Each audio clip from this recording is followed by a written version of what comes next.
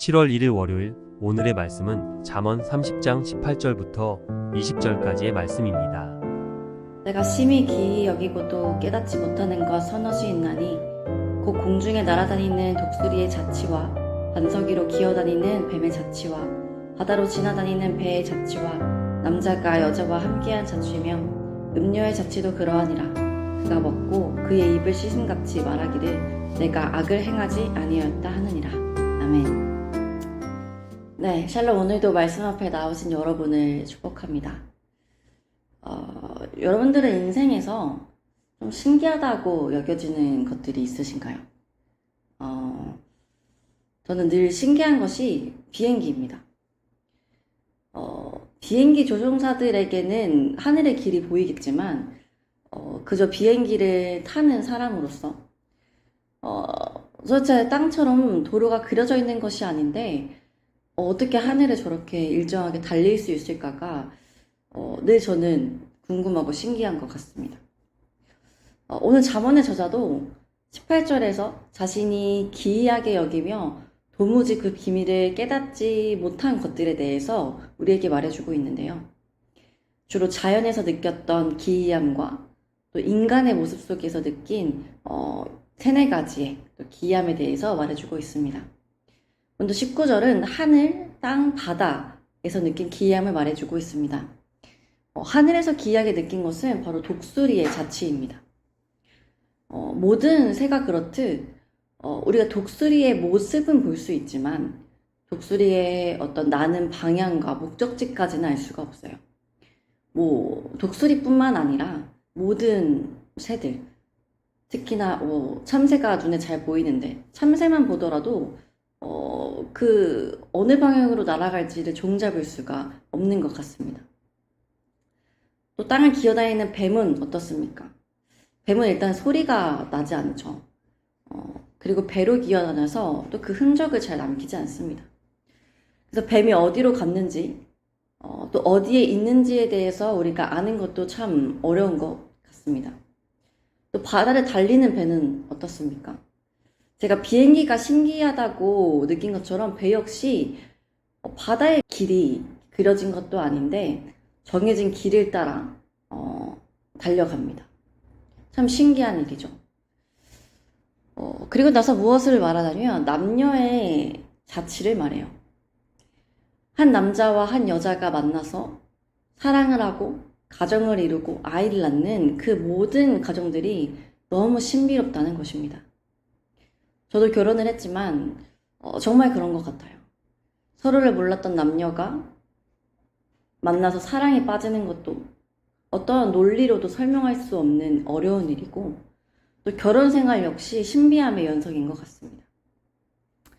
이렇게 잠언의 저자와 같이 자연의 신비, 또 일상의 신비를 느낄 때마다 고백되어지는 것은 세상을 지으신 하나님이 참 위대하시다라는 것입니다.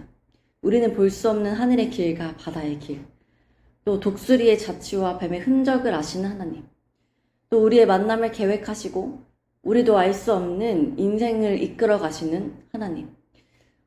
결국 우리가 많은 것들을 알고 있다고 해도 이 세상의 모든 것은 이 세상을 지으신 하나님만으로 설명되어진다는 것입니다.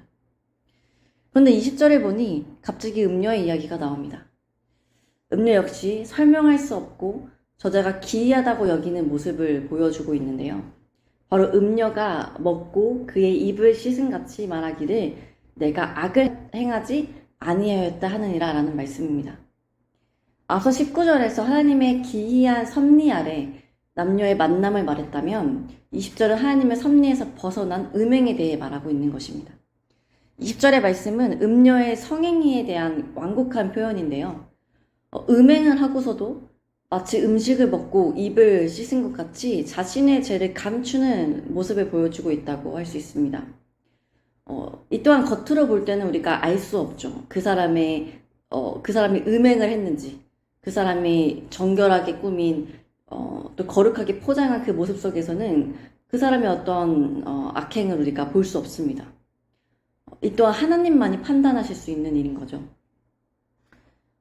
그러니 앞서 이야기한 자연과 남녀의 만남은 하나님의 기이하고 거룩한 지혜로 설명되는 일이라면 이 음녀의 행위는 똑같이 알 수 없는 일이지만 앞선 예시와는 그 결이 다른 하나님의 심판으로 설명되는 일인 것입니다. 사랑하는 여러분, 이처럼 우리가 은밀히 행하는 죄를 감추고 내 모습을 거룩하게 포장해도 하나님은 다 아십니다. 사람은 그것을 알 수 없기에 기이하다 여기지만 하나님 앞에서는 다 드러나게 되어 있죠. 우리의 인생이 하나님 앞에 낱낱이 고하여질 때 마치 음녀와 같이 하나님의 심판으로 우리의 인생이 설명되지 않기를 소망합니다. 우리가 자연의 신비함을 보며 아름답다 느끼고 그 웅장함 속에서 하나님의 영광을 찬양할 수밖에 없는 것처럼 그렇게 우리의 모든 삶이 많은 사람들에게 아름답다 여겨지고 우리의 삶을 통해 하나님의 영광을 선포할 수밖에 없는 삶이 되기를 소망합니다. 그래서 우리의 삶이 오직 하나님의 기이하신 지혜와 은혜로만 설명되는 인생이 되시기를 간절히 소망합니다. 기도하시겠습니다. 하나님, 오늘도 말씀으로 하루를 시작하게 하시니 감사합니다. 오늘 잠언의 저자가 기이하다고 여기며 깨닫지 못한 것들이 오늘을 살아가는 저희에게도 여전히 기이한 일로 여겨지고 있습니다. 많은 것들이 발전되고 발명되고 그래서 인간이 마치 모든 것을 아는 것처럼 생각되어지지만 자연 만물 앞에서 또 인간의 관계의 그 섭리 가운데서 인간의 지혜가 얼마나 유한한지 또 그 존재가 얼마나 작은지를 느끼게 됩니다. 그렇게 온 만물은 또 우리의 모든 일상은 하나님의 지혜와 존재를 우리에게 선포하고 있습니다. 주님, 우리의 삶이 그러하길 소망합니다.